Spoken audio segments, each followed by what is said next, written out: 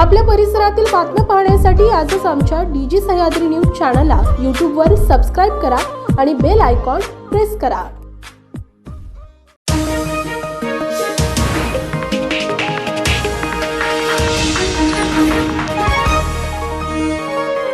डीजी Sahyadri news, आवाज लोकशाहीचा। राज्यातील ढासळलेल्या कायदा सुव्यवस्थेला राज्याचे गृहमंत्री जबाबदार असल्याची टीका खासदार सुप्रिया सुळे यांनी केली आहे। जनतेत असुरक्षतेचे वातावरण हे गृहमंत्र्याचे अपयश आहे। महाराष्ट्रात कायदा सुव्यवस्थेचे राज्य अस्तित्वात आहे की नाही, असा सवाल सुप्रिया सुळे यांनी उपस्थित केला आहे।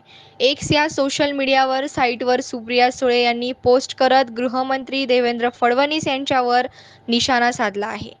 सुप्रिया सुळे म्हणाल्या, महाराष्ट्रात कायदा सुव्यवस्थेचे राज्य अस्तित्वात आहे की नाही अशी भयानक परिस्थिती निर्माण झाली आहे। आता पुण्यात तरुणीचा अतिशय निर्गुण पद्धतीने खून केल्याचे उघडकीस आले आहे।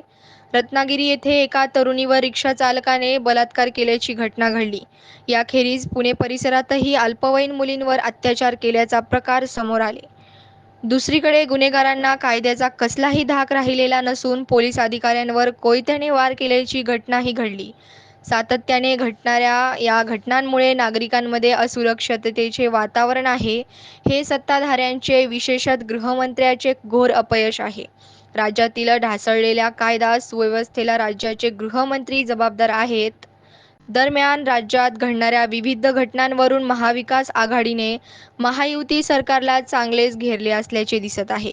बदलापूर घटना, लाडकी बहीण योजना आणि आता छत्रपती शिवाजी महाराजांचा पुतळा कोसळल्याच्या घटनेवरून महायुती सरकारला टीकेने धनी बनावे लागत आहे। प्रतिनिधी सानिका गायकवाड, डीजी सह्याद्री।